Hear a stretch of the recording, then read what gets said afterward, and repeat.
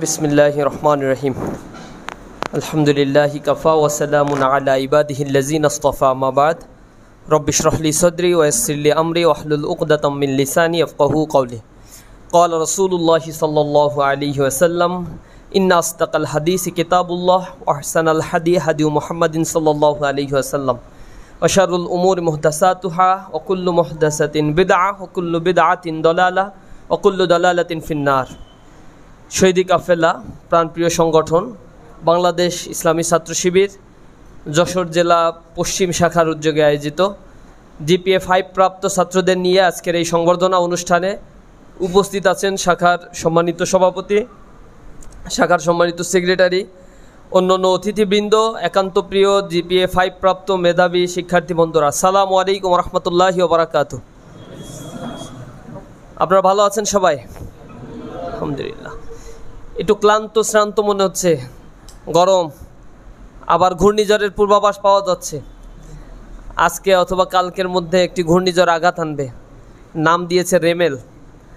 তো ঘূর্ণিঝড়ের পূর্বে একটা আবহ তৈরি হয়, পরিবেশের বাতাস কমে যায়, গোমট ভাব তৈরি হয়, দুর্যোগের ঘন ঘটা দেখা দেয়, এরপরে তীব্র গরম অনুভূত হয়, এরপরে একটা চূড়ান্ত ধাক্কা শুরু হয়।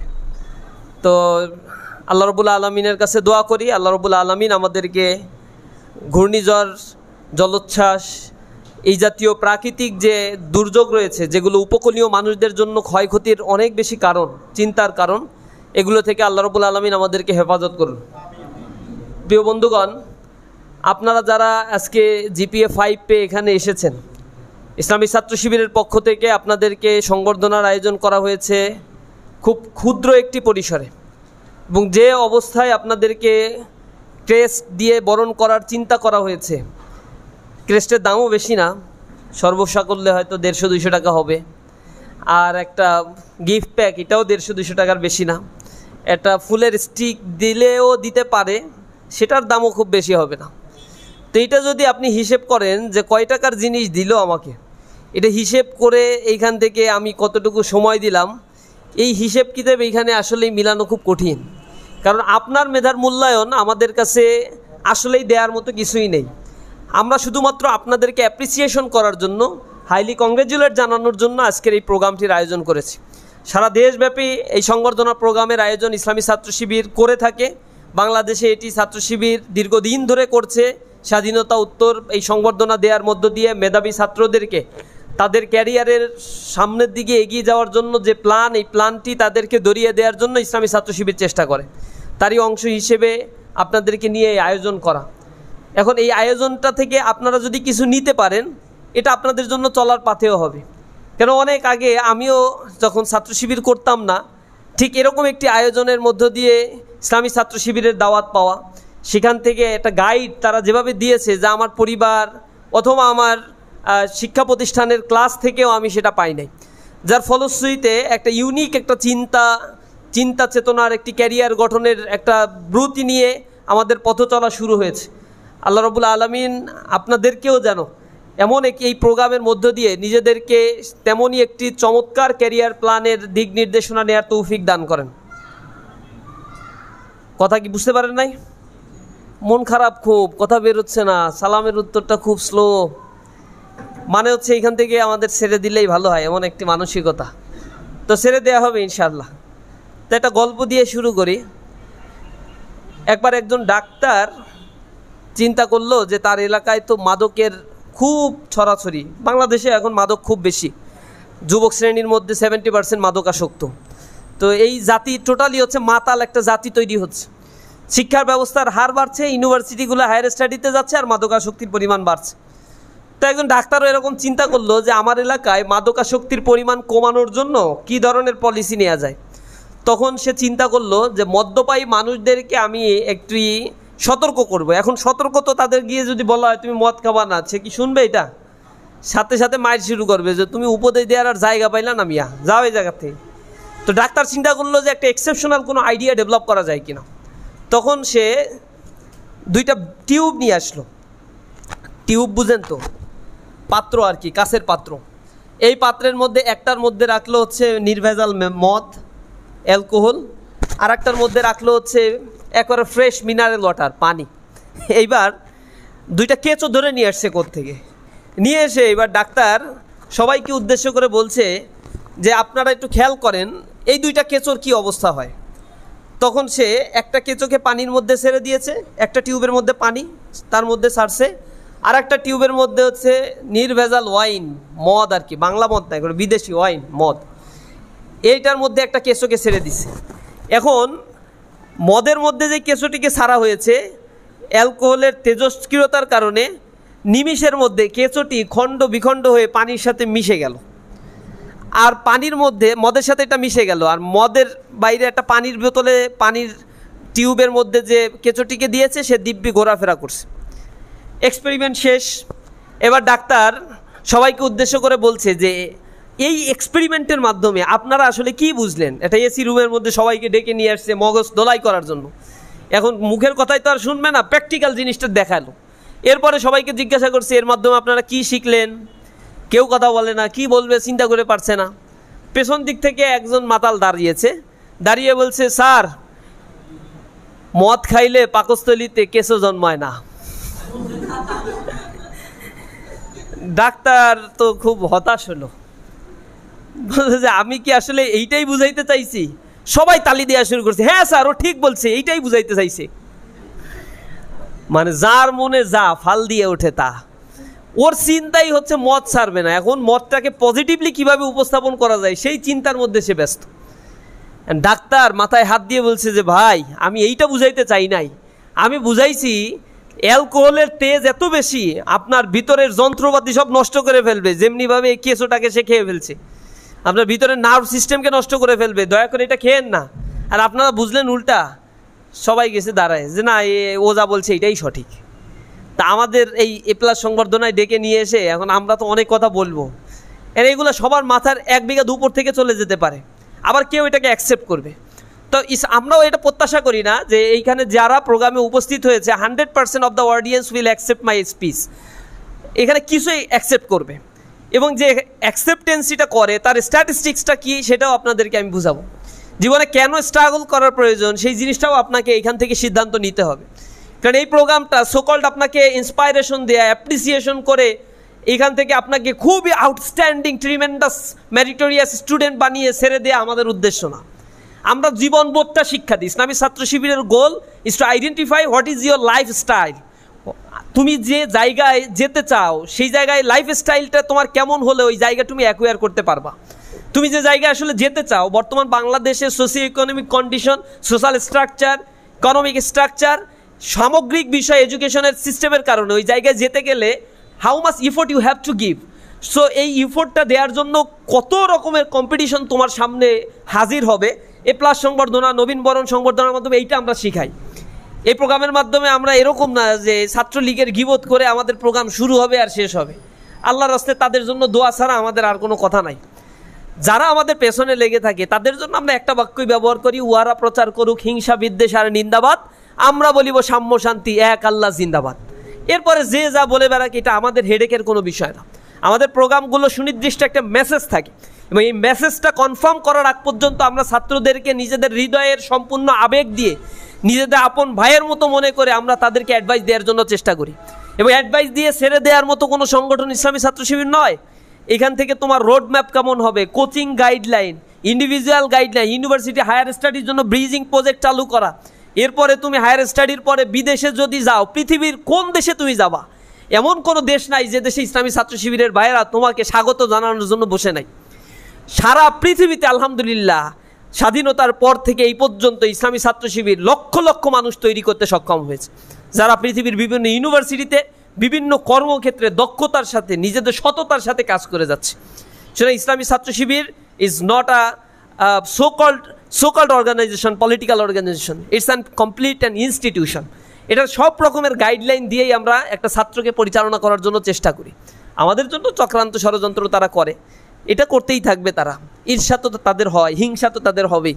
কারণ এই পথে যারা চলে, এত সুন্দর চরিত্র, মনন, মেধা, যোগ্যতা, এইগুলোর সমন্বয় কম্বিনেশন করে একটা মানুষের বর্তমান জাহিলি যুগে টিকে থাকা, ইটস সো মাচ ডিফিকাল্ট। এটা এত সহজ কোনো কাজ না। প্রিয় ভাইরা, আজকে আপনারা যারা এখানে উপস্থিত হয়েছেন, 1,83,000 স্টুডেন্ট আপনাদের সাথে এ প্লাস পেয়েছে, 1,83,758 জন স্টুডেন্ট আপনাদের সাথে পরীক্ষায় অংশগ্রহণ করেছিল 20,24,192 জন স্টুডেন্ট। এর মধ্যে 83% পাস করেছে, 17% ফেল করেছে। 100 জনের মধ্যে 17 জন করে ফেল করেছে আপনাদের সাথে, মানে 4 লক্ষ স্টুডেন্ট ফেলই করেছে।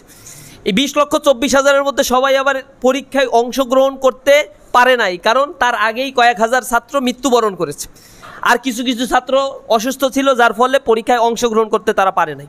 আল্লাহ রাব্বুল আলামিন আপনাকে ওই যারা মৃত্যুবরণ করেছে আপনাদের ব্যাচমেট, যাদের সাথে এই রেজিস্ট্রেশনের পর থেকে এই অল্প সময়ের মধ্যে আপনাদের সাথে পরীক্ষা দেওয়ার কথা ছিল, কিন্তু দুনিয়ার আলো বাতাসে তারা নাই, আবার রেজাল্ট দেওয়ার পরেও সরকার বা বেসরকারি হিসেবে, পত্রিকার হিসেবে 8 জন সুইসাইড করে মারা গেছে, আর বেসরকারিভাবে আমাদের কাছে তথ্য এসেছে এই সংখ্যাটা প্রায় 80-90-এর উপরে, যারা আর আপনাদের সাথে এই পথতলায় সম্মুখপানে থাকবে না, সামনের দিকে অগ্রসর হতে পারবে না। তা আল্লাহ রাব্বুল আলামিন আপনাদেরকে কবুল করেছে এই 20 লক্ষের মধ্য থেকে পাশ করা 16 লক্ষের মধ্যে, আবার পাশ করা 16 লক্ষের মধ্য থেকে জিপিএ 5 প্রাপ্তদের মধ্যে আপনাদের অন্তর্ভুক্ত করেছে, যারা 1,83,000-এর মধ্যে রয়েছে। এটা নিঃসন্দেহে আল্লাহ রাব্বুল আলামিনের একটা করুণা আপনার জন্য। আপনাকে মেধাবী হিসেবে সমাজের সামনে আল্লাহ রাব্বুল আলামিন উপস্থাপন করেছে। নেক্সট জার্নিটা আপনার জন্য কেমন হবে এটাকে আপনাকে আইডেন্টিফাই করা দরকার। 2001 সাল থেকে জিপিএ 5 দেওয়া শুরু হয়েছে। তো 2001 সালে জিপিএ 5 পেয়েছিল সারা বাংলাদেশে মাত্র 76 জন, এরপরে 300, এরপরে 1000-এর উপরে আস্তে আস্তে যাওয়া শুরু করেছে।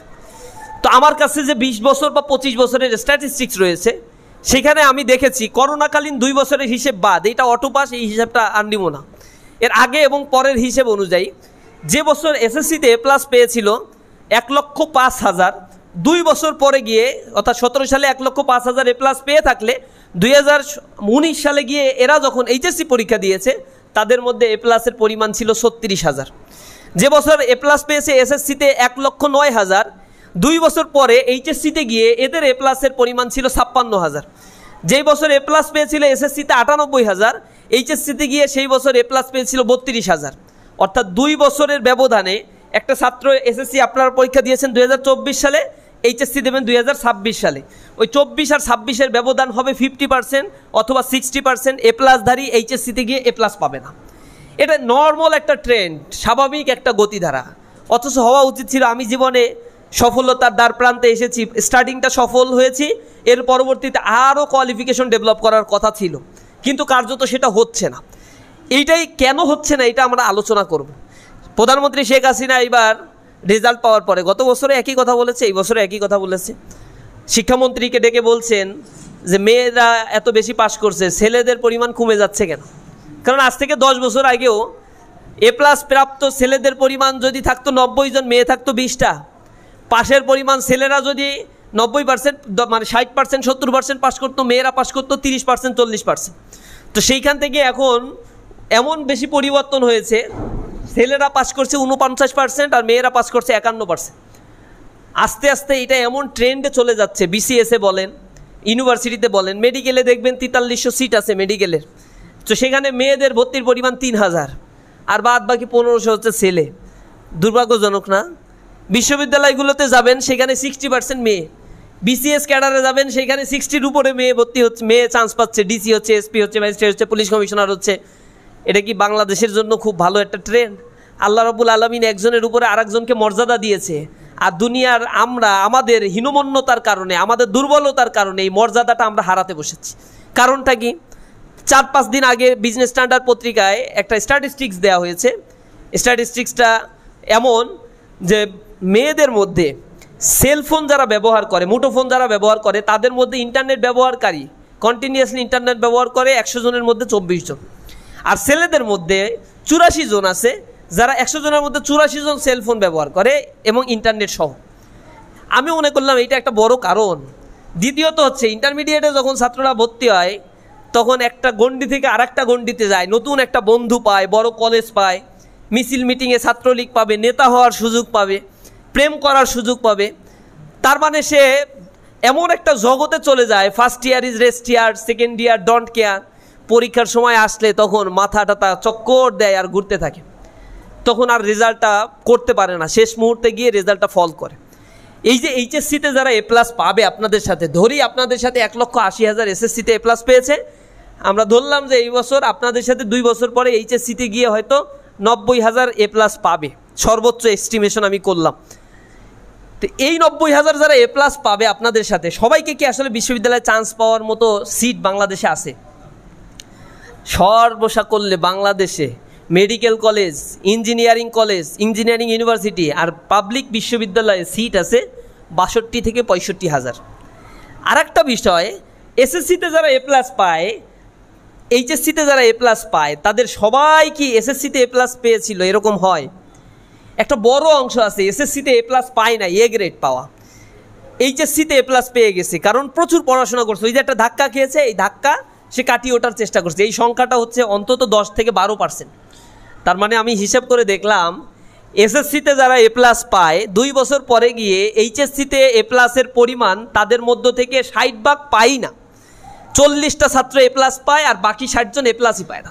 এর মধ্যে আবার একটা অংশ করে ফেল। তাহলে এখন থেকে আপনাকে কিভাবে কম্পিটিশনে নামতে হবে আশা করি বুঝতে পারছেন। এখানে যদি মনে করেন 2 বছর আপনার হাতে ট্রানজিশনাল পিরিয়ড, এই পিরিয়ডে আপনাকে নিজেকে তৈরি করতে হবে। যদি তৈরি করতে না পারেন তাহলে একটা সময় নিজের অস্তিত্ব হারিয়ে ফেলবেন, বলবেন আমি এক সময় সাবেক মেধাবী ছিলাম। তো সাবেক মেধাবী বলেই জীবন কাটাইতে হবে, আর ভালো জায়গায় চান্স কিন্তু কপালে জুটবে না। এটা একটা বড় রিলে রেসের মতো, একাডেমিক লাইফটা হচ্ছে রিলে রেসের মতো। Day by day you have to improve yourself. এই ইমপ্রুভমেন্টের জন্য তোমাকে স্ট্রাগল করতে হবে। এখানে কুসুমাস্তীন জীবনযাপন করতে পারবা না। ইউনিভার্সিটিতে পড়তে যাবা, সেখানে যারা পরীক্ষা দেবে, নিঃসন্দেহে যশোর সারসায় পড়া ছাত্ররাই গিয়ে ঢাকা ইউনিভার্সিটিতে শুধু পরীক্ষা দেয় না। এখানে বিকারুন্নেসা নুন স্কুলের ছাত্রীরা আসবে। এখানে বাংলাদেশের সকল বড় বড় ক্যাডেট কলেজ, যেগুলো সেনাবাহিনী নিয়ন্ত্রণ করে, হাইলি কোয়ালিফাইড ছাত্ররা পরীক্ষা দিবে। এখানে আব্দুল কাদের মোল্লা ডিগ্রি কলেজ, খুব ভালো মাপের কলেজ, এখান থেকে পরীক্ষা দিবে। এরপরে নটরডেম কলেজের ছাত্ররা এখানে আসবে, ক্যান পাবলিক স্কুল অ্যান্ড কলেজের ছাত্ররা আসবে। বড় বড় পতিতদশা সবচেয়ে মেধাবী যে স্কুল কলেজগুলোতে ছাত্ররা পড়াশোনা করছে এবং হাই ফ্যাসিলিটিস তারা পায়, তারাও একজন এই গ্রামের ছাত্রের সাথে কম্পিটিশনে যাবে। তো সেইখানে আমাকে একটা ভালো রেজাল্ট করতে হবে, তাদেরকে পেছনে ফেলে আমাকে সামনের সারির ভালো একটা নাম্বার পেতে হবে, সাবজেক্ট পেতে হবে। It's so difficult. এই কারণে অধ্যাবসায় করা এবং পরিশ্রম করাটা খুব জরুরি। আমি বলি, ওই যে একটা এক্সপেরিমেন্ট এরকম ক্লাসে তোমরা হয়তো করেছো, যে শুয়োপোকার মানে প্রজাপতির গুটি থেকে শুয়োপোকার জন্ম হয় না? তো একবার একটা ডাক্তার একটা গুটি নিয়ে আসছে, মানে একটা ডিম নিয়ে আসছে। এবার হচ্ছে শুয়োপোকার গুটি থেকে প্রজাপতির জন্ম হয়। এবার হচ্ছে একটা গুটি ডিম নিয়ে আসছে, নিয়ে আসার পরে ক্লাসে, বিজ্ঞানের ক্লাসে বসছে আর ছাত্রদেরকে সামনে বসায় প্র্যাকটিক্যালি একটা জিনিস দেখানোর চেষ্টা করছে। বলছে যে তোমরা খুব খেয়াল করো যে কিভাবে এই গুটি থেকে আস্তে আস্তে একটা পোকা বের হয়। তো যেহেতু ওইটা বের হতে একটু দেরি হচ্ছে, এই জন্য শিক্ষক ক্লাসের বাইরে চলে গেছে, গিয়ে সে একটু চা খাচ্ছে। এরকম সময় ছাত্ররা খেয়াল করলো যে গুটি থেকে ফেটে ফেটে কিছু একটা বের হওয়ার চেষ্টা করছে। তো একটা ছাত্রের খুব দয়া পরবেশ হলো, সে কলমের নিপ নিয়ে আসলো, নিয়ে এসে ওই গুটির উপরে 2টা আঘাত করলো। আঘাত করলে গুটিটা ফেটে গেল, ভিতর থেকে পোকাটা বের হলো। এবার পোকাটা টেবিলের উপরে লাফালাফি করে মারা গেল। এবার শিক্ষক কিছুক্ষণ পরে ঢুকে দেখতেছে পোকাটা মারা গেছে, মরা অবস্থায় আছে। তখন শিক্ষক বলছে যে এরকম হলো কেন? তখন এক ছাত্রী দাঁড়িয়ে বলছে যে স্যার, এখানে এই পোকাটা বের হওয়ার জন্য চেষ্টা করছিল এই গুটি থেকে। তখন আমাদের মধ্যে একজনের খুব মায়া লাগলো যে ওর বের হইতে এত কষ্ট হচ্ছে, তাই ও কলমের নিপ দিয়ে এটা একটু ছিদ্র করে ওকে বের করতে সহযোগিতা করছে। কিন্তু দেখেন স্যার, কি দুর্ভাগ্য, মরে গেছে। তখন শিক্ষক বলছে এই কাজটাই তোমরা ভুল কাজ করছো। দুনিয়ার প্রকৃতিতে আসার জন্য তাকে যে পরিমাণে স্ট্রাগল করার দরকার ছিল, স্ট্রাগলটা তাকে করতে না দিয়ে দুনিয়াতে তাকে আসতে সুযোগ করে দিয়েছো, আর ফলে এই দুনিয়ার সাথে অ্যাডাপ্টেশন ক্যাপাসিটি তার শরীরে তৈরি হয়নি, যার কারণে সে মৃত্যুবরণ করেছে। তো দুনিয়ায় চলতে গেলে নিজের মধ্যে অ্যাডাপ্টেশন ক্যাপাসিটি ডেভেলপ করতে হবে। এই পৃথিবীতে প্রত্নতত্ত্ববিদরা বলে এক সময়ে ডাইনোসরের আবির্ভাব ছিল, এই পৃথিবীতে ডাইনোসর ছিল, বিশাল দেহি ডাইনোসর। এগুলো হচ্ছে শীতোষ্ণ মণ্ডলীয় অঞ্চলগুলোতে বা শীত প্রধান জায়গাগুলোতে এদের বসবাস ছিল। তো পৃথিবীতে এত উত্তপ্ত ছিল না। বাংলাদেশে এখন যে গরম পড়ছে, 2 বছর আগে এত গরম ছিল। 43 ডিগ্রি সেলসিয়াস তাপমাত্রা বাংলাদেশে রেকর্ড করা হচ্ছে, অথচ এটা ছিল 31-32 ডিগ্রি সেলসিয়াস। এসি যাদের বাসায় ছিল, এটা ছিল জৌলসতা। এখন এসি হয়ে গেছে নেসেসারি, এখানে বসা যাচ্ছে। এসি থাকলে একটু কমফোর্ট ফিল করতাম, এবং একাডেমিক, আমরা ইউনিভার্সিটিতে পড়েছি, এসি আমাদের ইউনিভার্সিটির ক্লাসরুমে ছিল। আমাদের দিকে তাকিয়ে অন্য ডিপার্টমেন্টের ছাত্ররা বলতো ওরা কি ডাট, খুবই ডাট এদের, কারণ আর কোথাও এসি নাই, শুধু বিবি আর আমাদের ডিপার্টমেন্টে এসি। সবাই আসতো এখানে, একটু ক্লাসের সুযোগ পাইলে একটু এসিতে বসে যেত।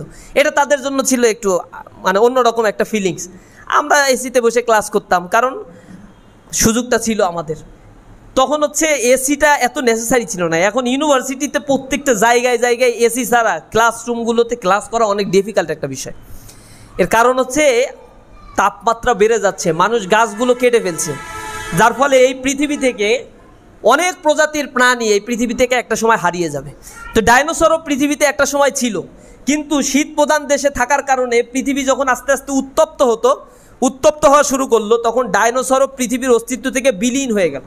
ডাইনোসর কিন্তু ছোট কোনো প্রাণী না, বিশাল দেহতার ছিল, একেবারে মিশে গেছে পৃথিবীর ইতিহাস থেকে। কিন্তু তেলাপোকা এখনও আছে টিকে।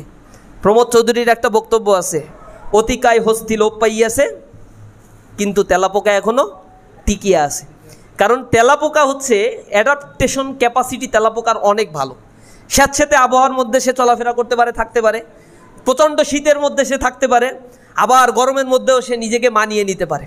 এই অ্যাডাপ্টেশন ক্যাপাসিটি থাকার কারণে পৃথিবীর অস্তিত্ব থেকে সে হারাচ্ছে না, সে ডে বাই ডে ইমপ্রুভ করছে, টিকেই আছে। তো তোমাকে যদি পৃথিবীতে টিকে থাকতে হয়, এই রেসে যদি তোমাকে টিকে থাকতে হয়, নিজের মধ্যে অ্যাডাপ্টেশন ক্যাপাসিটি ডেভেলপ করতে হবে। তো কীভাবে আমি এবার অ্যাডাপ্টেশন ক্যাপাসিটি ডেভেলপ করব?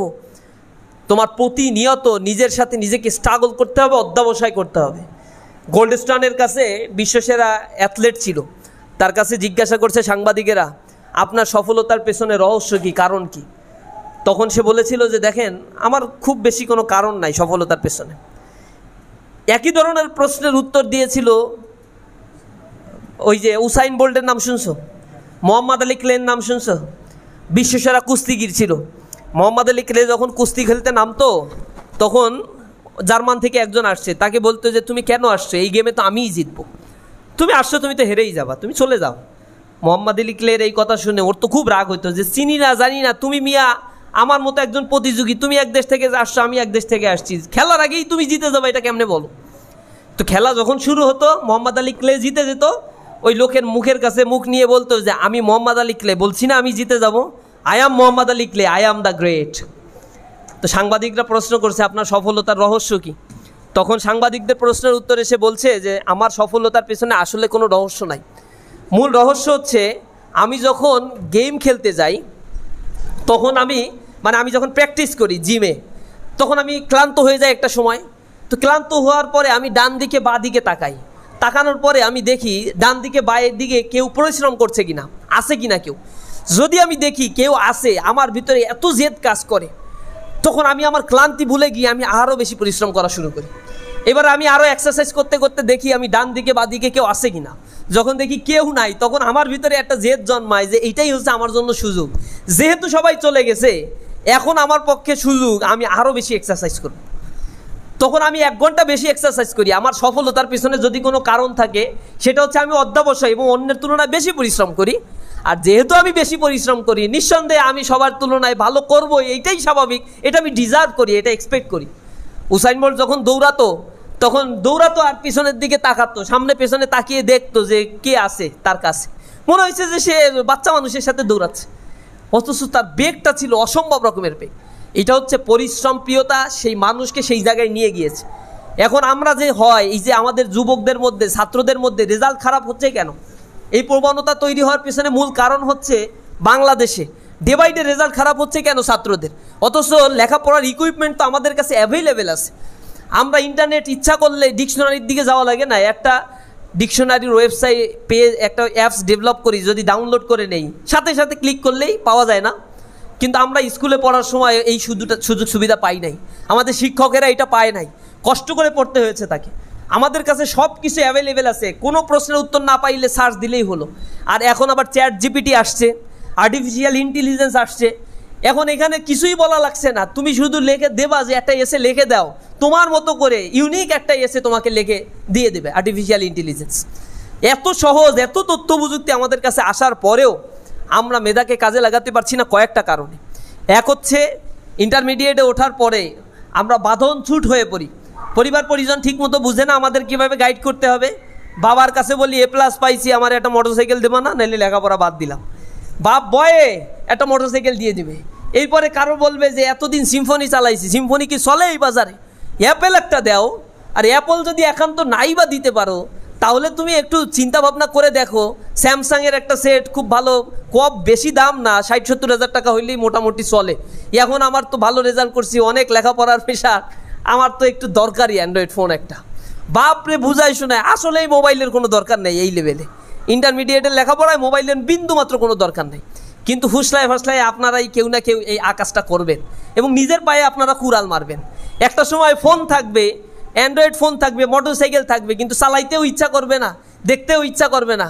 কারণ বন্ধুবান্ধব পাশে পরীক্ষা দিয়ে সে চলে গেছে ঢাকা বিশ্ববিদ্যালয়, সে পড়ছে বুয়েটে, সে পড়ছে ঢাকা মেডিকেল, সোহরাওয়ার্দী মেডিকেল, আর আমি এখানে বসে আছি শার্শা ডিগ্রি কলেজে ভর্তি হওয়ার জন্য অপেক্ষামান তালিকায়। তখনই বিপদেটা আপনার পড়া শুরু হবে। বিপদেটা তখন পড়বেন এবং তখন গুমড়ে কাঁদবেন। আমাদের সাথে ইন্টারমিডিয়েটে যারা পড়েছে, আমার মনে পড়ে না যে তাদের কাউকে বিগত 1 বছরের মধ্যে ফোন দিয়ে যোগাযোগ করা হয়েছে আমার সাথে।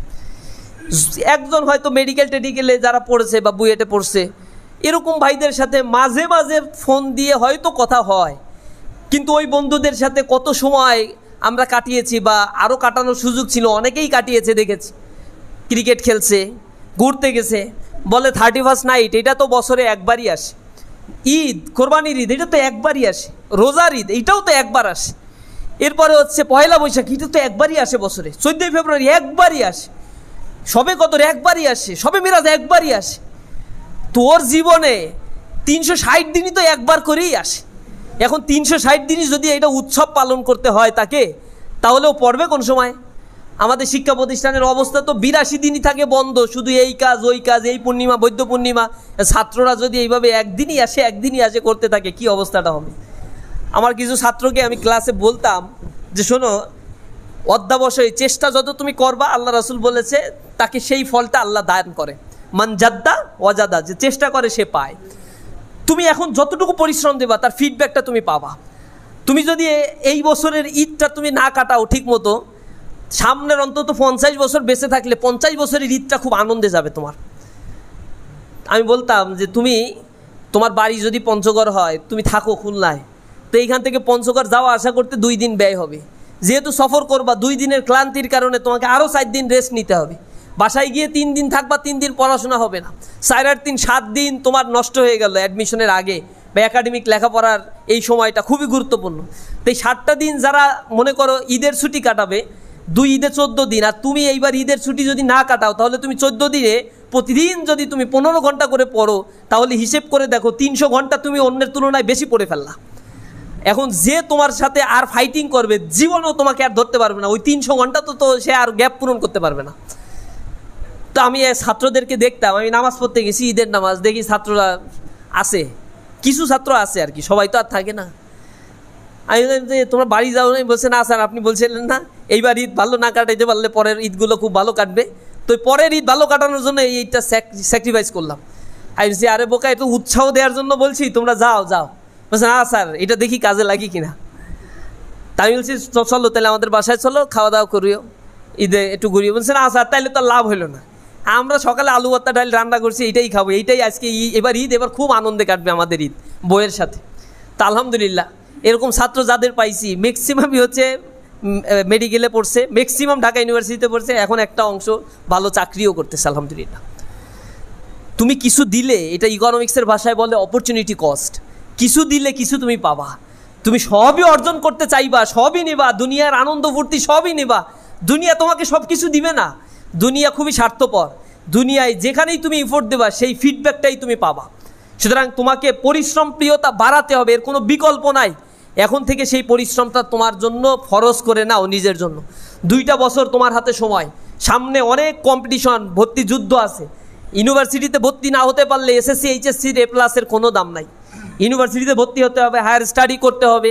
এরপরে আমি আমার বিসিএসে যাই, কোয়ালিফিকেশন করি, হায়ার স্টাডিতে বিদেশে যাচ্ছি, বিসিএসে, তারপরে হচ্ছে আমি বিচারালয়ে যাচ্ছি, জুডিশিয়ারিতে যাচ্ছি, যেখানেই যাই না কেন আমার কিন্তু রাস্তা তখন প্রশস্ত হয়ে যাবে। আর তোমার জন্য এই সুযোগটা শুরু হয়েছে। এমনও বাংলাদেশে আছে, তুমি যদি ইউনিভার্সিটির টিচার হইতে চাও, তোমার জন্য অবারিত সুযোগ। আমাদের সাথে এক আপু ছিল, সিনিয়র আপু, অনেক ভালো, এসএসসিতে রেজাল্ট A-, এইচএসসিতে 4 পয়েন্ট। এরপরে তার বোধোদয় হয়েছে পড়াশোনা করা দরকার, ভালো পড়াশোনা করে ইউনিভার্সিটিতে চান্স পেয়েছে, ভালো সাবজেক্টে চান্স পেয়ে সে ফার্স্ট ক্লাস ফার্স্ট হয়েছে, গোল্ড মেডেল পেয়েছে ইউনিভার্সিটি। এবার ইউনিভার্সিটির টিচার হিসেবে জয়েন করবে, কিন্তু সমস্যা হলো রেজাল্ট এসএসসি এইচএসসিতে ইউজিসি নিয়ম A গ্রেড 4.5 উপরে থাকতে হবে, তার মানে সে ব্যারিকেডে পড়লো না, প্রচুর কান্নাকাটি। এরপরে বিদেশে চলে গেল, থাকবোই না দেশ, যে দেশের মেধার মূল্যায়ন করে জিপিএ দিয়ে, তো থাকলো না, বিদেশে গিয়ে হায়ার স্টাডি করলো, এখন ওয়ার্ল্ড ব্যাংকে চাকরি করে, আলহামদুলিল্লাহ ভালো আছে, খারাপ নাই। ইউনিভার্সিটির টিচার হইতে পারে নাই, লাইফের আরও জায়গায় গেছে। ইউনিভার্সিটির মাস্টার হইলে হয়তো 32,000 টাকা বেতন তার শুরু হইতো, কিন্তু সে যে জায়গায় চাকরি শুরু করছে সেখানে হয়তো 10 লাখ টাকা বেতন দিয়েই শুরু করছে তার বেতন। এর কম না, আমি জাস্ট এমনি নর্মাল বললাম, হয়তো এর চাইতে অনেক বেশি বেতন দেয় তাদের। তো এটা আরও বেশি পজিটিভ না? জীবনে যে নিজের ভিতরে তৈরি করতে হবে। তবে আপনাদের জন্য একটা বড় সুবিধা যে জীবনের চলার পথে A+ পেয়ে গেছেন, তার মানে এই জায়গায়ও আপনি আর হারলেন না। রেজাল্টটা কিন্তু একটা বড় অ্যাসেট, জীবনের কোনো স্কোপই আপনি হারাবেন না, মনে থাকবে। তাহলে আমি আপনাদেরকে, ইসলামী ছাত্র শিবির আপনাদেরকে শুধু অ্যাপ্রিসিয়েশন না, আমি একটু রাস্তাটা একটু চিনাই দিলাম আলোচনার শুরুতে। রাস্তাটা কি চিনতে পারছেন কত কঠিন হবে? আর বন্ধু বান্ধব এবার সিলেক্ট করবেন কিভাবে? এমন বন্ধু সিলেক্ট করবেন, এখন শত্রু কাকে বলে আইডেন্টিফাই করে না। আমারে বলবেন যে বন্ধুদের মধ্যে আপনি গ্যাঞ্জাম বাঁধাই দেবেন, গ্যাঞ্জাম বাঁধানো না, আমি রিয়ালিটি বলছি, আপনি বাছাই করবেন। আপনার যে বন্ধু আপনাকে এখন নিয়ে বলবে যে চল, আর পড়া লাগবে না, ঘুরে আসি, আরে এত পরে কি হবে, পাবি এমনি রেজাল্ট ভালো করবি, চল একটু ক্রিকেট খেলে আসি, এইটাই হচ্ছে আপনার সবচেয়ে বড় শত্রু এখন। কারণ ও জীবনেও চায় না আপনি কিছু ভালো করেন আর আপনি ভালো এক জায়গায় যান। যদিও চাইতো, আপনাকে বলতো যে আয় না ফিজিক্সের বইটা নিয়ে এইটা একটু দেখি, এই অধ্যায়টা, ওই বন্ধুটা আপনাকে এগিয়ে দেওয়ার জন্য আরও বেশি অ্যাপ্রিসিয়েট করতো। সেইটা না করে আপনার সময়কে হত্যা করার জন্য চেষ্টা করছে। এইটা থেকে সচেতনভাবে বিরত থাকতে হবে। দ্বিতীয় হচ্ছে একটা ফেসবুক, এটাকে আমি বলি time killing machine. Time killing machine হচ্ছে অ্যাভারেজে বাংলাদেশে 18 বছর বয়স থেকে 12 থেকে 13 থেকে 19 পর্যন্ত টিনেজার যারা, এদের মধ্যে এক্সপেরিমেন্ট করা হয়েছে। এক্সপেরিমেন্ট তো আপনি নিজেও করতে পারবেন, গুগলের কাছে এক্সপেরিমেন্ট অল টাইম রেডি থাকে, আর ফেসবুকের কাছে এগুলা থাকে, ওরা 1 সেকেন্ডের মধ্যে এগুলা ব্যবহার করতে পারে, বের করে দিতে পারে। তো তারা স্ট্যাটিস্টিক দিচ্ছে, এটা ওয়েবসাইটেই দেখা যাবে, বাংলাদেশের টিনেজারদের মধ্যে অ্যাভারেজে 8 ঘন্টা করে ফেসবুক ব্যবহার করে। বুঝেন কিছু? এমনও আছে যে 12 ঘন্টাই ফেসবুকের উপরেই আছে। যুবকরা কিভাবে ধ্বংস হচ্ছে এটা বুঝতে হবে। যারা এই ফেসবুকটা তৈরি করেছে, ইসরায়েল, মার্ক জুকারবার্গ, এই ব্যক্তির নিজেও ফেসবুক ব্যবহার করে কিনা সন্দেহ, নিজেও টুইটার এক্সে বিভিন্ন ধরনের বার্তা পাঠায়। সে হচ্ছে জায়োনিস্ট আন্দোলনের অন্যতম একজন নেতা। ওই যে ইসরায়েল গাজায় আমাদের মুসলমানদের উপর যে বোমা মারতেছে না, অর্থায়ন পায় কই ইসরায়েল অর্থায়ন পায়, তাদের কিছু ডোনার আছে, পৃথিবীর যারা বিলিয়নার তাদের অধিকাংশই হচ্ছে ইহুদি, কোটি কোটি টাকার মালিক। আর তাদের একটা শর্ট ফোরাম আছে জায়োনিস্টদের, এই ফোরামের মধ্যে এই একজন অন্যতম সদস্য। আপনি শুনে অবাক হবেন, ইসরায়েলের মতো জায়গায় ফেসবুক ব্যবহার নিষিদ্ধ, কেউ ফেসবুক ব্যবহার করে না। এই আমেরিকায় 1% মানুষ ফেসবুক ব্যবহার করে না, সাউথ কোরিয়ায় ফেসবুক নিষিদ্ধ, স্ক্যান্ডিনেভিয়ার দেশে ফেসবুক ব্যবহার নিষিদ্ধ, বাল্টিক অঞ্চলে ফেসবুক ব্যবহার নিষিদ্ধ, ইউরোপ আমেরিকায় ফেসবুক ব্যবহারের পরিমাণ 5%-এর নিচে।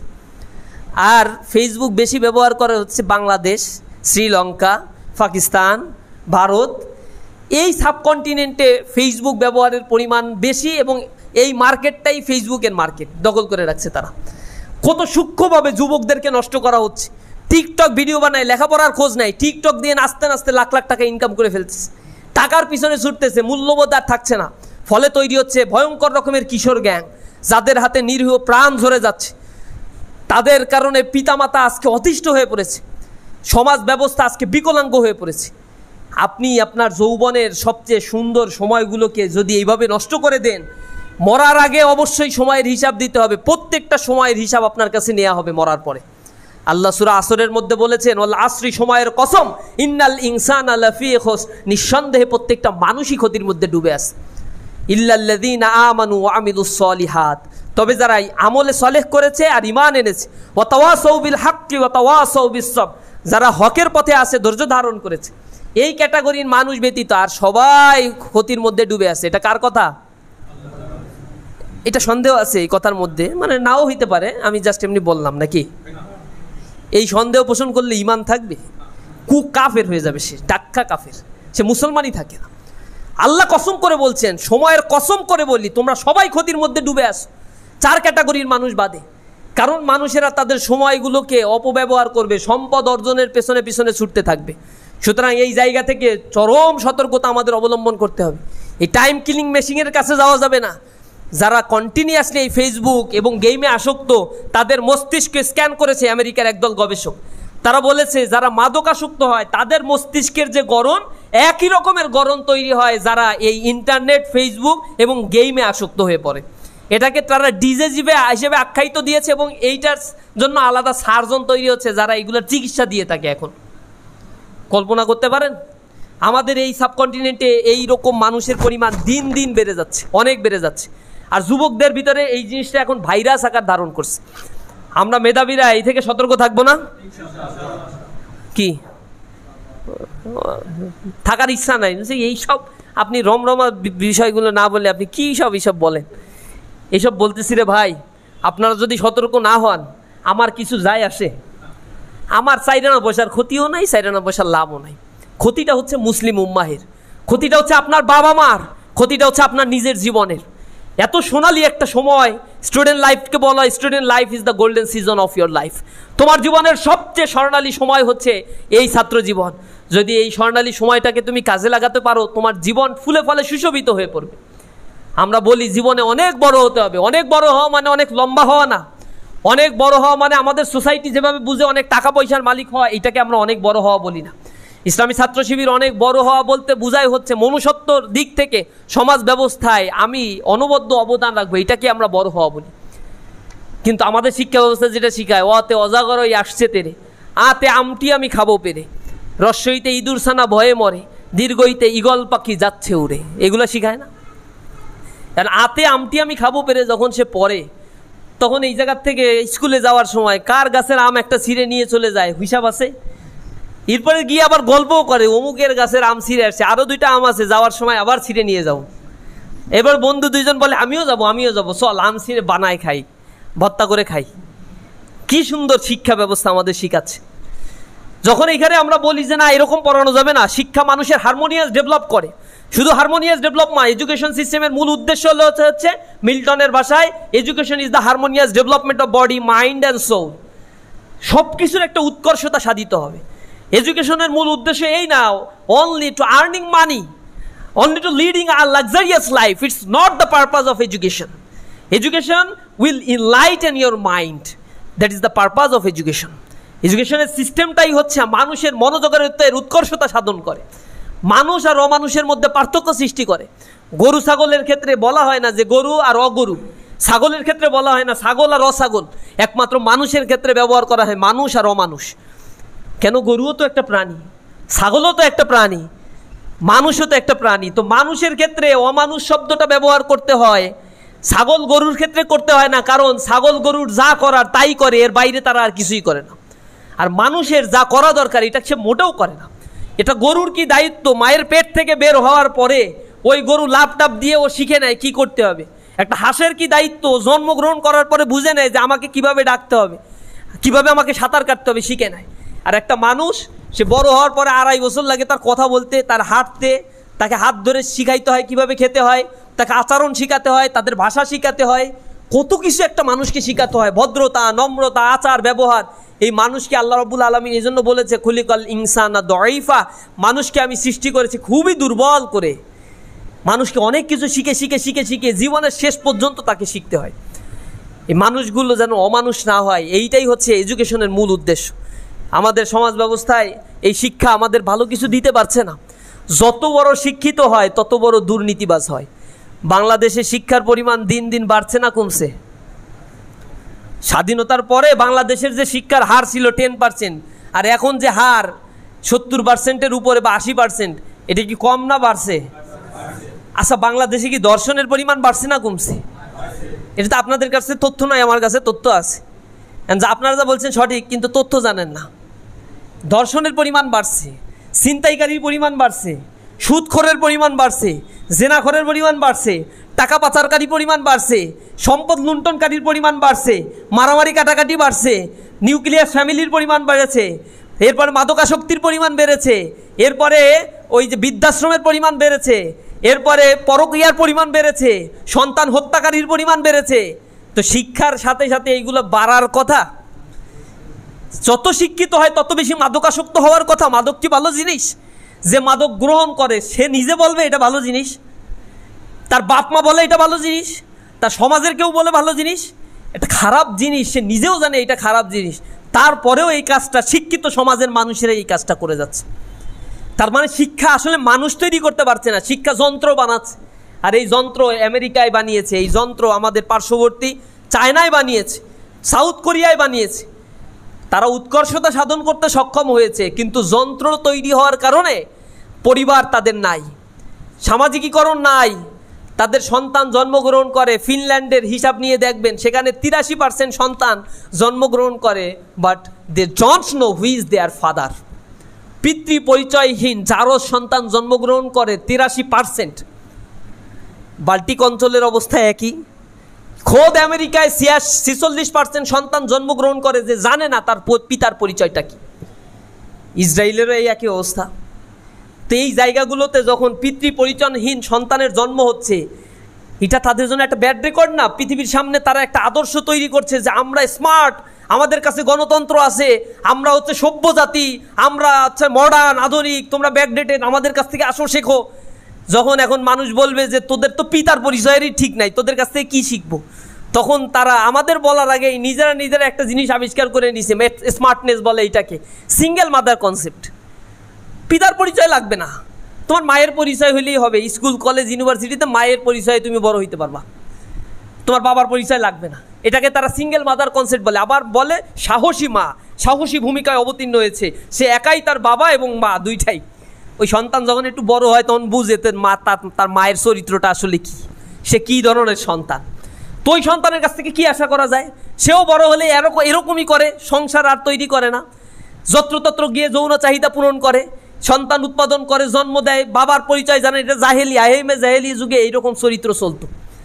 তার একটা পুনরাবৃত্তি, পৃথিবী ধ্বংসের পূর্বে এইরকম ঘটনা ঘটবে, যারও সন্তানের জন্ম হবে। মুনিব বলা হয়েছে না, ওই যে দাস তার মুনিবকে জন্ম দিবে, দাস তার মুনিবকে পয়দা করবে। এটাই হচ্ছে এখন, এটা শেষ জমানার বড় একটা আলামত, পৃথিবী ধ্বংসের বড় একটা আলামত। সে আলামতের দিকে আমাদের সমাজ চলে যাচ্ছে। ওদের কাছ থেকে আমরা কি ভদ্রতা শিখবো আর কি শিক্ষা নিব? ওদের সোশ্যাল স্ট্রাকচার তো ঠিক নাই। ওরা বাংলাদেশের জন্য বলে এই দেশে গণতন্ত্র লাগবে, এই দেশে গণতন্ত্র নাই, আমরা গণতন্ত্রের পক্ষে। তা তোমাদের গণতন্ত্র গাজায় কোথায়? ফিলিস্তিনে কেন মারো? ফিলিস্তিনের মানুষই তো সেই অধিকাংশ মানুষ ভোট দিয়ে হামাসকে ক্ষমতায় রেখে স্বাধীনভাবে বাঁচতে চায়, তাদের স্বাধীনতা কোথায়? তোমরা আফগানিস্তানে কেন 22 বছর যুদ্ধ করে লক্ষ লক্ষ মা বোনের ইজ্জত সম্ভ্রম হানি করেছো, মানুষকে হত্যা করেছো? লিবিয়ায় কি কারণে তোমরা 22 বছর যুদ্ধ করে লক্ষ কোটি মানুষকে মেরেছো? কি কারণে তোমরা দ্বিতীয় বিশ্বযুদ্ধ, প্রথম বিশ্বযুদ্ধ ঘটিয়ে 5 কোটি মানুষকে হত্যা করেছো? কি কারণে পৃথিবীতে তোমরা হলোকাস্ট করেছো?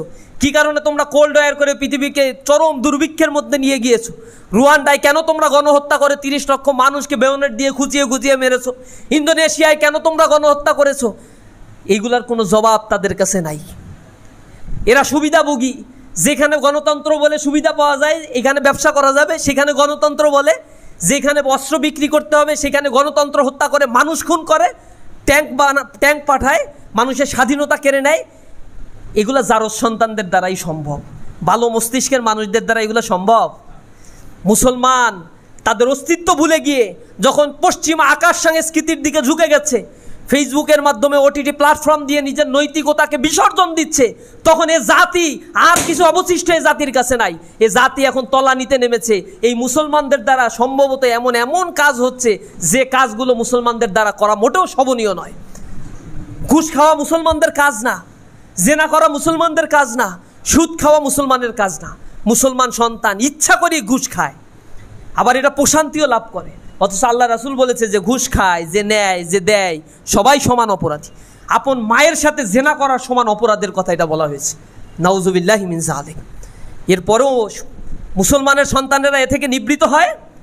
এরাই আবার বড় বড় কথা বলে, লেকচার ছাড়ে আমাদের সমাজের অধিপতি হয়ে বসে আছে তারা। এরাই ধর্ষণ করে, ইউনিভার্সিটিতে মাদকের ছড়াছড়ি, এরাই তাদের সন্তানেরা পিতামাতাকে হত্যা করছে, সন্তানদের মা পরকিয়া করে সন্তানকে জবাই করছে মায়ের এই পরকিয়ার সম্পর্ক জেনে যাওয়ার কারণে। শিক্ষা ব্যবস্থা আমাদের ভালো কিছু দিতে পারে নাই। ঢাকা সিটি কর্পোরেশনে সাউথে 58,000 ডিভোর্স লেটার জমা হয়ে আছে, পরিবারগুলো টিকছে না, সম্পর্কের আস্থাহীনতা, বিবাহ বহির্ভূত সম্পর্কের কারণে সমাজ ব্যবস্থা ধ্বংস হয়ে যাচ্ছে। তুমি আজকে যার সাথে সম্পর্ক তৈরি করবা, এই তো কলেজে যাবা না, বড় চুলের খপ্পরে পড়লে মেয়েদের হোস্টেলের সামনে এতিমের মতো যায় দাঁড়ায় থাকবা। আছে কিছু, আজকে এই জায়গায় কথা বলে যাচ্ছি, এই চরিত্রের মানুষ এইখানেই বসে আছে। মেয়েদের পিছনে ছেলেরা ঘুরবে কেন? মুসলিম ছেলেদের পিছনে তো মেয়েরা ঘোরার কথা। তোমার চরিত্র যদি ভালো থাকে, হাজার মেয়েরা তোমার পিছনে ঘুরবে। আর জান্নাতে গেলে তো আল্লাহ হুরপরি তোমার জন্য বাজেটে রেখে দিছে 70টা। এরপরে তুমি কি কারণে পিছনে পিছনে ঘোরো? তোমার ইমান আকিদা নষ্ট করো। শুকুরের গোস্ত খাওয়া আমরা হারাম মনে করি, কিন্তু প্রেম প্রীতি করাকে হালাল মনে করে ফেলছে। আমাদের নাটক, সিনেমা সব কিছু এইভাবে তৈরি হচ্ছে ইমান আকিদা নষ্ট করার জন্য। এগুলো ইহুদিদের, মুশরিকদের একটা প্রজেক্ট। সেই প্রজেক্টের আওতায় পড়ে নিজেদের ইমান, আকিদা, নামাজ, কালাম, সামাজিকতা সব কিছু আজকে বিসর্জন দিয়েছে। যে মেয়ের সাথে আমি সম্পর্ক করছি বিবাহ বহির্ভূত, এটা সম্পূর্ণ হারাম। ইসলামী রাষ্ট্র যদি হতো, তুমি অবিবাহিত 80টা দোররা বেত্রাঘাত করে তোমাকে হত্যা করা হতো। আর যদি তুমি মুসলমান আর বিবাহিত হতা, তাহলে পাথর নিক্ষেপ করে তোমাকে হত্যা করা হতো। ইসলামী ফৌজদারি দণ্ডবিধি এইটা। তো এটা কত খারাপ জিনিস যে একটা মুসলমানকে হত্যা করে ফেলতে হবে। এইটা আমাদের সমাজে না করলে এটার বলে স্মার্টনেস। আর আমরাও হীনমন্যতায় ভুগি। আরে হীনমন্যতায় কিসের ভোগা? তুমি এইসব খারাপ কাজের ভিতরে যাও না। তুমি তো নিজেকে আরো স্মার্ট বলে দাবি করবা যে আমি ওভার স্মার্ট মিয়া। তুই বুঝিস কিছু? আমার নিজেকে কিভাবে আমি কন্ট্রোল করতে পারি? আর বেশি কন্ট্রোল করতে না পারলে বাবা মাকে বলে বিয়ে করে ফেলতে হবে। হারাম সম্পর্কে জড়ানো যাবে না, খবরদার। বড় চুলের খপ্পরে পড়া যাবে না, এতিমের মতো মেয়েদের হোস্টেলে গিয়ে দাঁড়ায় থাকা যাবে না। মনে রাখবা, তোমার এজের যে মেয়ের সাথে তুমি সম্পর্ক জড়িয়ে যাচ্ছ, এই মেয়েটা 2 দিন পরে বিয়ে করবে। তোমার নসিবে এত তাড়াতাড়ি বিয়ে জুটবে না, কারণ তোমার মতো কর্মহীন ছেলের কাছে মেয়েদের তুলে দেয়া হবে না। আর বাংলাদেশে অধিকাংশ মেয়ে 16-17 বছর হইলেই সরকারি পারমিশন আছে, বিয়ে হয়ে যায়। সুতরাং আজকে যার সাথে সম্পর্ক করতেছো, তার সাথে যদি বিয়ে না হয়, তাহলে তুমিও মনে রাখো, তুমি যাকে বিয়ে করবা ঠিক ওই মেয়েটাও কারো না কারোর সাথে সম্পর্ক করাই একটা মেয়ে পাবা। অবিশ্বাস তৈরি হবে। তুমি চিন্তা করবা যে আমিও তো এরকম করছি, ও করছে কিনা, খোটাখুটি শুরু, খোঁজাখুঁজি শুরু। সম্পর্ক তখন আর টেকে না। সমাজ ভাঙতেছে কি এমনি এমনি? সতর্ক থাকতে হবে। জেনাকারীরা জেনাকারীকে পাবে। কোরআনের আল্লাহর বক্তব্য, জানি ওয়া জানিয়াত, যে জেনা করবে তার কপালে জেনাকারীই জুটবে। ওর কপাল তছনছ হয়ে যাবে, ধ্বংস হয়ে যাবে, শেষ হয়ে যাবে। আর ও যদি ভালো মানুষ হয়, তাহলে মুমিন হইলে মুমিনা পাবে, ভালো নারী পাবে, জীবন জান্নাত হয়ে যাবে। তুমি মনে রাখবা, দুনিয়াতে যে স্ত্রী তুমি পাবা, এ যদি সতীসাধ্যী হয়, কিয়ামতের ময়দানে অনন্তকাল, 1000 কোটি, ওইখানে তো দিনের শেষ নাই। ওই দীর্ঘ সময় ওই স্ত্রীকে নিয়েই তোমার থাকতে হবে। তোমাকে ওই স্ত্রীর সাথেই থাকবা। তা ওই দুনিয়ায় আল্লাহ জান্নাতের একটা নিয়ামত তোমাকে দিয়ে দেবে, আলহামদুলিল্লাহ। আর তুমি যদি অন্যায় অপকর্ম করো, ওই কেসে নিয়েই তোমার জাহান্নামে থাকতে হবে একসাথে। এখন কী করবা ডিসিশন নাও। আমি জানি আমার কথায় চিরা ভেসবে না অনেকের, কারণ সবাই এখন ধরে নিয়েছে সরকার, সমাজ ব্যবস্থা, সাংস্কৃতিক ব্যবস্থা, নাটক, সিনেমা, এগুলো এমনভাবে আমাদের কাছে উপস্থাপন করা হচ্ছে, এগুলোকে হালাল বানায় ফেলছে। এখন হারাম জিনিসকে স্মার্টনেস বলে হালাল বানানো হচ্ছে। মুসলমান সন্তানেরা কোরআন পড়ে না, হাদিস পড়ে না, বুঝতে পারে না। মেধাবীদেরকে আমি সতর্ক করছি, তোমাদের জীবনের অনেক মূল্য। এই সমাজে তোমার অনেক চাহিদা রয়েছে। তোমার পিতামাতা তোমার দিকে তাকিয়ে থাকে, তোমার রাষ্ট্র তোমার দিকে তাকিয়ে থাকে, কারণ আগামী দিনের 10 বছর পরে তুমি হবা এই রাষ্ট্রের কর্ণধার। বঙ্গভবনে তুমি যাবা, সচিবালয়ে তুমি যাবা, সেক্রেটারিয়েট দপ্তরগুলোতে তুমি যাবা। এই জায়গাগুলো, বিচারালয়গুলো, ডিসি, এসপি, ম্যাজিস্ট্রেট, টিওনো, ইউনিভার্সিটির টিচার, গবেষক, সায়েন্টিস্ট, সব জায়গাগুলোতে তোমাদের পদচারণায় মুগ্ধ হয়ে উঠবে এই সমাজ ব্যবস্থা। লাল সবুজের এই পতাকায় যতগুলো ক্রাইসিস রয়েছে, যতগুলো কালিমা লেপন হয়েছে, 52 বছরের স্বাধীনতা উত্তরে এই দেশে মাথাপিছু আয় এখনও 2700 মার্কিন ডলারে ঠেকে আছে। অথচ আমাদের সমসাময়িক সময়ে সিঙ্গাপুর, মালয়েশিয়া, হংকং, তাইওয়ান, এরা স্বাধীনতা অর্জন করলেও তাদের মাথাপিছু আয় কারো 40,000 মার্কিন ডলার, কারো 13,000 মার্কিন ডলার, কারো 12,000, 15,000 মার্কিন ডলার হয়ে গিয়েছে। বাংলাদেশ সেই জায়গায় যেতে পারছে না। উপরন্তু বাংলাদেশের জন্মগ্রহণ করার পরেই 1.5 লাখ টাকার উপরে তাদের মাথার উপরে ঋণের বোঝা চেপে আছে। তুমি কল্পনা করতে পারো? 100 বিলিয়ন ডলারের কাছাকাছি বাংলাদেশ এখন ঋণ, উপরে এটা ছাড়িয়ে গিয়েছে, আরও ঋণের জন্য আবেদন করছে। চিন্তা করতে পারবা না। ব্যাংকগুলো এখন লুটপাট করে সব নিয়ে চলে গেছে। লুটপাটের মহা সমারোহ চলছে। ট্যাক্স দিচ্ছে না, ট্যাক্সের টাকা দিয়ে এনবিআর টাকা থলে তৈরি করে, আর সরকারের আমলারা, মন্ত্রীরা, এমপিরা সেই টাকাগুলো নিয়ে সেকেন্ড হোম বিদেশে বানায়। টাকার জেরাজিরিতে, মারামারিতে বিদেশে, দেশে আর হত্যা করে পারতেছে না, বিদেশে নিয়ে যে এমনভাবে মারছে, হত্যা করছে, এরপরে গরুর মাংসের মতো কুচি কুচি করে লবণ আর এই হলুদ মাখিয়ে এরপরে মাংসগুলো এদিক ওদিক সরাই দেওয়ার জন্য চেষ্টা করছে। একজন এমপির দশা এরকম হয়, এটা হবেই, কারণ এও আমাদের ভাইদেরকে এইভাবে মারছে, আমাদের উপরে নির্যাতন এইভাবে করছে। আল্লাহ তার চূড়ান্ত পরিণতি তাকেও ঠিক এর চাইতে ভয়ঙ্করভাবে তাকে হত্যা করছে। টিট ফর ট্যাট, দুনিয়াতে যা করবা তার বিনিময়ে আল্লাহ দুনিয়াতে লাঞ্ছনা করে তোমাকে বিদায় দেবে। মনে করো না এই দুনিয়ার কোনো শাস্তি নাই, আল্লাহর সময় আসবেই অবশ্যই। আল্লাহ রব্বুল আলামিন অপেক্ষা করেন, কাউকে ছেড়ে দেন না, অবকাশ দেন, ছেড়ে দেন না কাউকে, হিসেব কিতাব করে চলতে হবে। এত ক্রাইসিসের মধ্যে এই সমাজটা আমাদের চলছে, নৈতিকতার অবক্ষয় একটা বড় সমস্যা। যে দপ্তরেই যাও না কেন দুর্নীতি একটা বড় সমস্যা হয়ে গিয়েছে। তো সেই জায়গা গিয়ে উন্নত নৈতিক চরিত্র দিয়ে তোমাদের সমাজ ব্যবস্থাকে গঠন করতে হবে। আলহামদুলিল্লাহ, এই বাংলাদেশের লাল সবুজের পতাকার স্বাধীনতার সার্বভৌমত্বের অতন্দ্র প্রহরী হিসেবে ইসলামী ছাত্র শিবির কাজ করে যায়। যা আমরা তৈরি করেছি, আমাদের বাইরে এমপি ছিল, মন্ত্রী ছিল, সেক্রেটারিয়েট দপ্তরে কাজ করেছে, কোনো ক্লেম দিতে পারে নাই তাদের নামে। এক একটা মন্ত্রীর দায়িত্ব পালন করেছে, চুলচেরা বিশ্লেষণ করে এখানে দুদক নামছে, এনএসআই তদন্ত করে, ডিজিএফআই তদন্ত করে, সিটিএসবি তদন্ত করে, 4 আনা পয়সার দুর্নীতি পায় নাই। বরং 2-3টা মন্ত্রণালয় লাভ প্রজেক্ট বানিয়ে দিয়ে আসছে, তাদেরকেই ফাঁসি দিচ্ছে তারা ষড়যন্ত্র করে। কারণ ওই মন্ত্রণালয় এখন যেখানে তারা লাভ দেখাতো প্রজেক্টে, সেখানে কোটি কোটি টাকা তারা ভর্তুকি দেখাচ্ছে। বাংলাদেশে বিদ্যুৎ উৎপাদনের ক্যাপাসিটি আছে 26,000 মেগাওয়াট, 14,000 মেগাওয়াটও উৎপাদন হয় না, বাদ বাকি 10-12,000 মেগাওয়াট পড়ে আছে। ক্যাপাসিটি চার্জ দিয়ে কোটি কোটি টাকা বাংলাদেশের এখানে ক্ষয় হচ্ছে, অবক্ষয় হচ্ছে। কুইক রেন্টাল নামে একটা প্রজেক্ট চালু করছে, যা ভর্তুকি প্রজেক্ট, ভারতকে খুশি করার জন্য এগুলো করছে। দেশকে মোটেও কেউ ভালোবাসে না, ডলারের দাম বাড়বে তাই সিন্ডিকেট তৈরি করে ডলার জব্দ করে রাখছে, আর বিদেশে টাকা পাচার করে দিচ্ছে। ডলার বাড়লেই তাদের ইনকাম, কোটি কোটি টাকা ইনকাম হবে। কত নৈতিকতাহীন মানুষ এই সমাজে, মানুষেরা খেতে পারে না। অথচ এই দুর্নীতি যারা করছে এরা ইউনিভার্সিটিতে পড়া, ঢাকা ইউনিভার্সিটিতে পড়ছে, বুয়েটে পড়ছে, মেডিকেলে পড়া টিচাররা দুর্নীতি করছে। লায়াবিলিটি নাই, ইউনিভার্সিটিতে পড়ে কাদের টাকায়? তুমি কলেজে পড়েছো কাদের টাকায় পড়ছো? কলেজে পড়বা, স্কুলে পড়েছো কাদের টাকায়?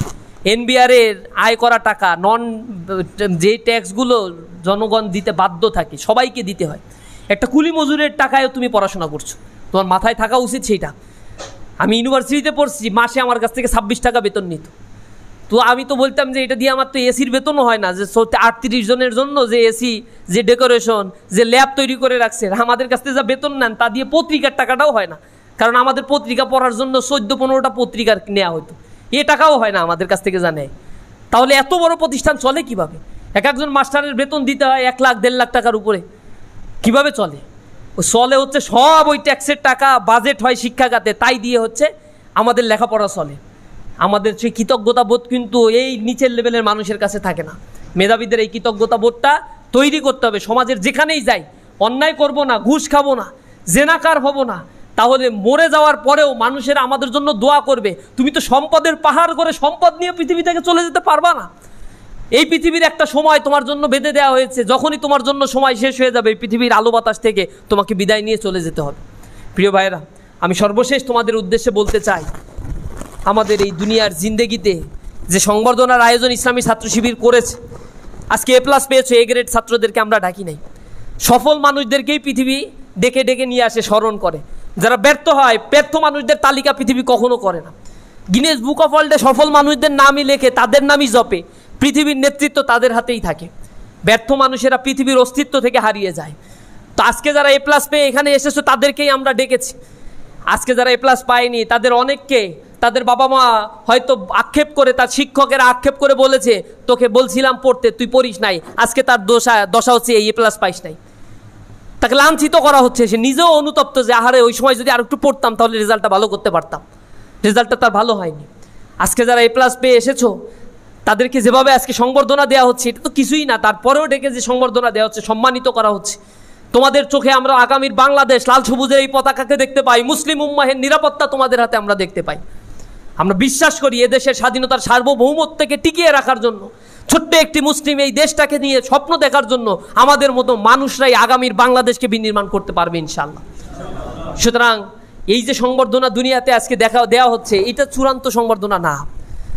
আখিরাতে আল্লাহ রাব্বুল আলামিন সফল মানুষদেরকে ঠিক এভাবেই সংবর্ধনা দিবেন।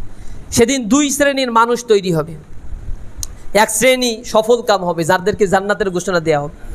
সূরা জুমারের মধ্যে তাদের ব্যাপারে বলা হয়েছে, ওয়াসিকাল্লাযীনা তাকাউ রাব্বাহুম ইলাল জান্নাতি জুমারা। যারা মুত্তাকি হবে তাদেরকে জান্নাতে ধাক্কিয়ে ধাক্কিয়ে ঢুকানো হবে।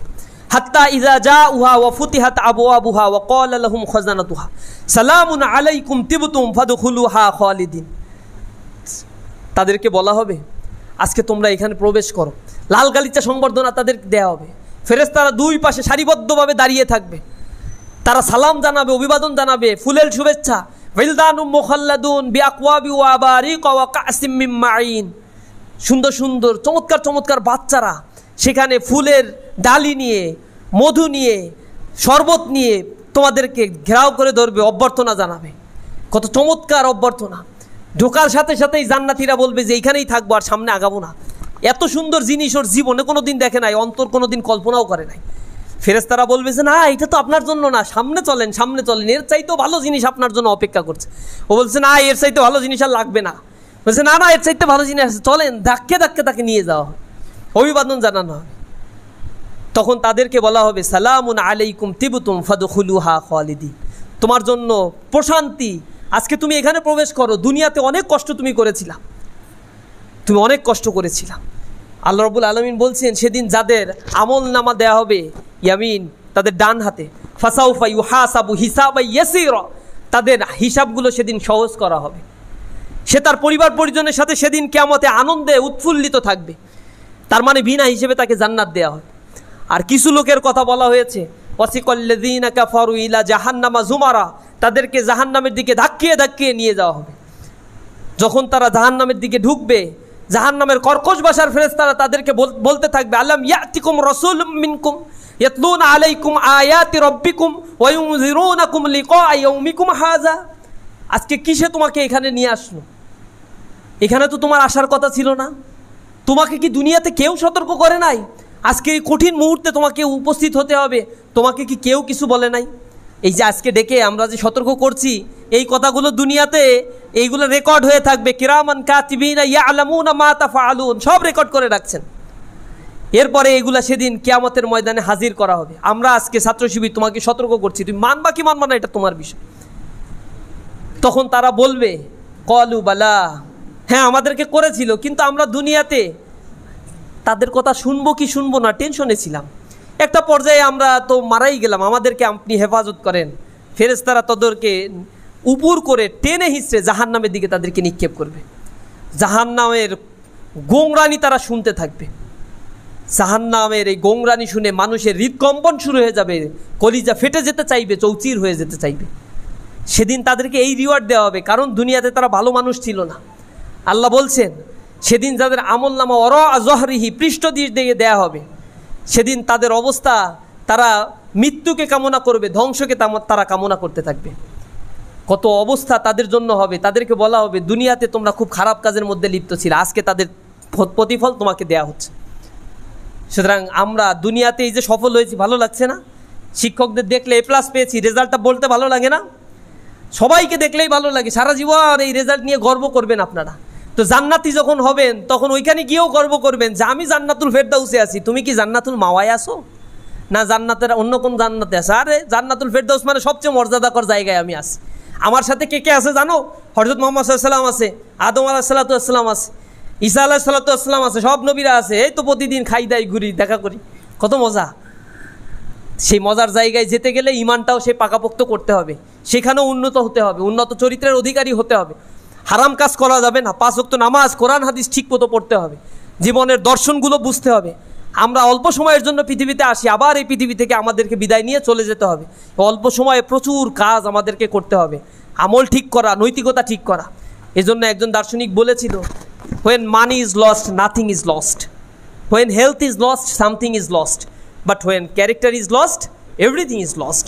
তোমার চরিত্র যদি নষ্ট হয়ে যায়, তোমার সবই শেষ। তুমি আর ভালো মানুষ হিসেবে কারো কাছে বিশ্বাসভাজন হবা না।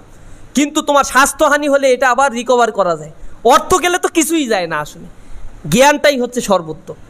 সুতরাং তোমাকে চেষ্টা করতে হবে চরিত্রর উৎকর্ষতা নিয়ে মানব সমাজের কল্যাণের জন্য যেন আমরা কাজ করতে পারি। পারবো তো ইনশাল্লাহ? এই মেধাবী ছাত্রদের নিয়ে আমরা স্বপ্ন দেখি। তোমাদের জন্য কেন্দ্রীয় সংগঠনের পক্ষ থেকে, কেন্দ্রীয় সভাপতির পক্ষ থেকে অভিবাদন জানাই। ইসলামী ছাত্র শিবির তোমাদের সহযোগিতায় দাঁড়িয়ে থাকবে। ইসলামী ছাত্র শিবিরের সব আয়োজন তোমাদের জন্য। ইসলামী ছাত্র শিবির হৃদয় দিয়ে বাংলাদেশকে ওন করে।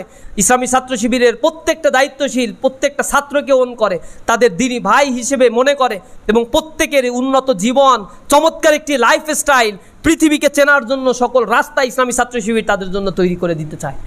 ছাত্র শিবির এমন একটি প্ল্যাটফর্ম, যেই প্ল্যাটফর্মে আসলে তুমি মাদক থেকে দূরে থাকতে পারবা।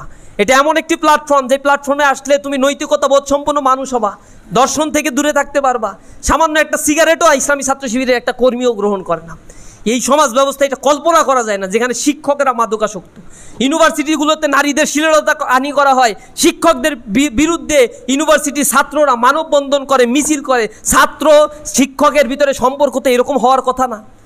ছোটবেলায় আমরা কাজী কাদের নেওয়াজের একটা কবিতা পড়েছিলাম, তোমরা পড়ছো না এটা?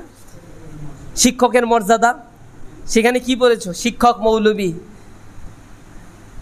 দিল্লিতে তাহা ওই যে পড়াইতো এক মৌলবী দিল্লির, একতা প্রভাতে গিয়া দেখিলেন বাদশাহ শাহজাদা এক পাত্র হস্তে নিয়া, ঢালিতেছে বাড়ি গুরুর চরণে, পুলকিত হৃদে আনিত নয়নে। শিক্ষক শুধু নিজ হাত দিয়া নিজেরই পায়ের ধুলি, ধুয়ে মুছে সব করিছেন সাফ সঞ্চারী আঙ্গুলি। কত চমৎকার কবিতা পড়তাম। এরপরে এইটা শিক্ষক এইরকম কাজ করছে যে বাদশার ছেলেকে দিয়ে পা ধোয়াচ্ছে, মানে পানি ঢেলে দিচ্ছে। এটা বাচ্চা দেখছে, শিক্ষক এটা খেয়াল করছে। এরপর পরের দিন শিক্ষককে ডেকে পাঠিয়েছে। এবার শিক্ষককে ডাকার পরে শিক্ষকের তো প্যালপিটেশন শুরু হয়ে গেছে, আহারে আমি কি অন্যায় কাজ করলাম, না জানি গর্দানি যায়। শিক্ষক মৌলবী ভাবিলেন আজি নিস্তার নাহি, যায় বুঝি তার সবই। দিল্লির প্রতিপুত্রের তরে লইয়া সে বাড়ি গুরুর চরণে, স্পর্ধার কাজ হীন অপরাধ কে করেছে কোন কালে। ভাবিতে ভাবিতে চিন্তার রেখা দেখা দিল তার ভালে, হঠাৎ কি ভাবিয়া উঠি, কহিলেন আমি ভয় করি না কো, যায় যাবে শির টুটি। শিক্ষক আমি শ্রেষ্ঠ সবার, দিল্লির প্রতি সে কোন ছা, ভয় করি না কো ধারি না কো ধার, মনে আছে মোর বল, বাদশাহ সুদালে শাস্ত্রের কথা শোনাবো অনর্গল। যায় যাবে প্রাণ তাহে, প্রাণের চেয়েও মান বড়, আমি বোঝাবো শাহেন শাহে। নিজে ঘরে বসে বসে এইসব চিন্তা করতেছে যে এইগুলো যায় বলবো, যায় যাবে যাক, আমি শিক্ষক, আমার একটা মর্যাদা আছে না। এবার দিল্লিতে ডেকে নিয়ে বাদশা আলমগীর বলছে, আপনি কি কালকে আমার ছেলেকে এই মানে বলতেছে যে আপনি কি আমার ছেলেকে আসলে কিছু সৌজন্য কি কিছু শিখিয়েছেন? বরং শিখিয়েছেন বেয়াদবি আর গুরুদের অবহেলা। নইরে সেদিন দেখিলাম যাহা স্বয়ং সকালবেলা। এবার মাস্টার বলতেছে সকালে কি দেখছে বাচ্চা, আমার মাফ করে দেন, আমি বুঝতে পারি নাই। তখন শিক্ষককে বলছে, আমি সবচেয়ে হতবাক হয়েছে, আমার সন্তান আপনাকে কেন শুধু পানি ঢেলে দিল, কেন ধুয়ে দিল না সে চরণ, আপনার পায়ে হাত দিয়ে কেন সে ধুয়ে দিল না? আপনি আমার ছাত্রকে কি, আপনার ছাত্রকে, আমার সন্তানকে কিছু শিখাইতে পারছেন? যদি শিখাইতে পারতেন তাহলে তো আমার সন্তান আপনার পায়ে হাত দিয়ে আপনার শিক্ষকের মজাটা সে বুঝতে পারত। এটা তো করে নাই। আর আমাদের দেশের এখন শিক্ষকেরা এমন অবস্থা, বাপ মা চলে যায় শিক্ষককে মারতে, আমার ছেলের গায়ে কেন হাত দেওয়া হয়েছে, কপাল পোড়া। শিক্ষক শ্লীলতাহানি করে, মেয়েরা ইউনিভার্সিটিগুলো, জগন্নাথ ইউনিভার্সিটিতে আত্মহত্যা পর্যন্ত করছে। এরপরে মেয়েরা দাঁড়িয়ে গেছে যে এরকম চরিত্রহীন লম্পট শিক্ষক আমাদের দরকার নাই। শিক্ষার কোনো মূল্যই নাই যদি তার ভিতরে নৈতিকতা না থাকে। তোমার এলেমের, তোমার জ্ঞানের কোনো মূল্যই নাই তোমার ভিতরে যদি মানবিক মূল্যবোধ পয়দা না হয়। তুমি হয়তো অনেক টাকার মালিক হবা, কিন্তু তোমার টাকা দিয়ে যে বিয়ে করবা, যে সন্তান হবে, এই সন্তান মূলত তোমার টাকা খাবে না, ওই মানুষগুলোর কষ্টার্জিত রক্ত সে খেয়ে জীবনযাপন করবে। একটা সময় এই সন্তান হবে অমানুষ, এই সন্তান হবে ঐশীর উত্তরসূরি, এই সন্তান হবে এমন সন্তান যে তোমাকে জবাই দেবে মাদকের টাকা তুমি জোগাড় করতে না পারার কারণে।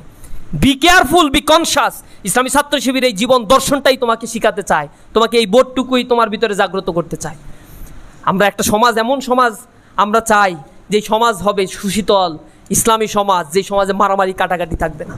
এই সমাজের স্বপ্ন ইসলামী ছাত্র শিবির দেখে, লক্ষ লক্ষ ছাত্রকে ইসলামী ছাত্র শিবির সেই সমাজের দিকেই আহ্বান জানায়। আজকের এই প্রোগ্রামের মধ্য দিয়ে তোমাদেরকেও আমি সেই আহ্বান জানিয়ে গেলাম। তোমরা আহ্বানে ছাড়া দিবা কি দিবা না এটা তোমাদের একান্ত বিষয়, কারণ সে ইচ্ছা করলে ইসলামী ছাত্র শিবির করতে পারে না। এখানে করতে গেলেও লেখাপড়া করে ইসলাম জেনে শুনে ইসলামী ছাত্র শিবির করতে হয়। আমরা শুধু তোমাকে আহ্বান জানাতে পারি, তুমি পালন করার বিষয়টা সম্পূর্ণ তোমার উপরে নির্ভর করবে। তবে দোয়া করি তোমাদের সুন্দর একটি ভবিষ্যৎ, চমৎকার একটি জীবন তোমরা যেন দিতে পারো।